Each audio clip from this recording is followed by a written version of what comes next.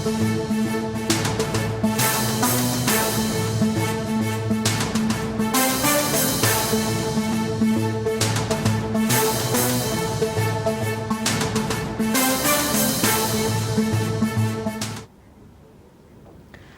పరిశ్రమను గౌరవించినందుకు రేవంత్ కు ధన్యవాదాలు తెలిపారు సినీ నటుడు ఆర్ నారాయణమూర్తి. ఏపీలోనూ సినిమా అవార్డులు ప్రకటించాలన్నారు.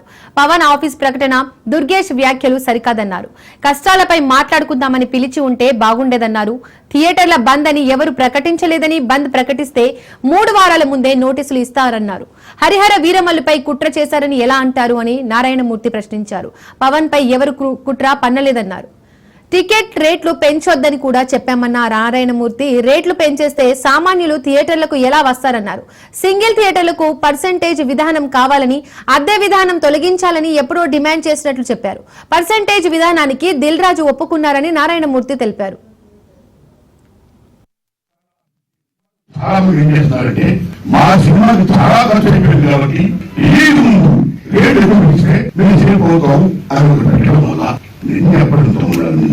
ఆ రకంగా పెట్టడం వల్ల దాని గవర్నమెంట్ యాక్సెప్ట్ చేయడం వల్ల మామూలు చెప్పడానికి అలాగే డబ్బు ఎంతమంది దొరుకుతుంది. పేదవాళ్ళకి ఇష్టంగా ఉండాలి, డబ్బు ఉన్నవాళ్ళకి ఇష్టంగా ఉండాలి. డబ్బు ఉన్న వాళ్ళు హ్యాపీగా ఉండాలి. అప్పుడు మరి చూస్తారు. ఇంత లేదు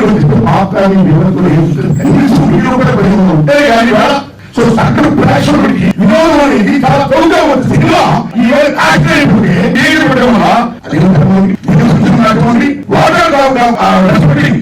గవర్నమెంట్ మీరు వారి పెట్టుకోండి. మీరు ఉపయోగిస్తారు మీరు కనిపిస్తున్నాం. ప్రేక్షకుడు ఏమి సినిమా బాగుంటుంది కదా, రసాలు సినిమా బాగుంటుంది పెట్టుకోవడం రేట్లు పెట్టడం పెట్టకపోవడం అనేది పరిశ్రమ ఇస్తారు. దాని వాళ్ళు బాగుంటే ఆడవులు వాళ్ళు ఏం పెట్టారు, ఆడవులు పోరాటం సంపాదించు. ఉదాహరణ హాలీవుడ్ లో మామూలు పెట్టలేదు, చాలా కోట్లు అంటే మీరు నమ్మండి. 2 సినిమాలు కూడా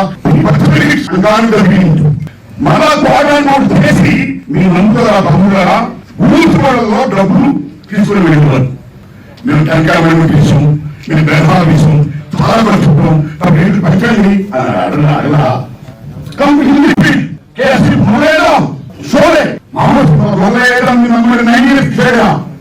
అప్పు తప్పు మామూలు పడేటాను. ఆ సినిమా ముందు నేను చాలా అప్పు చాలా కోట్లు పడేశాను. నాకు ఎదురు పడేది అని సిస్టమ్ సిస్టమ్ ఏమైతే ఆరోగ్యం నుంచి చేసినా మీ నమ్మ సినిమా హిట్ నమ్ముతారా బెహార్ అంటారు. గవర్నమెంట్స్ ఊసుపడంలో డబ్బులు లాభం తీసుకుంటే లారీల్లో లాభం తీసుకున్నట్టు చాలా మంది ఏం చేస్తున్నారంటే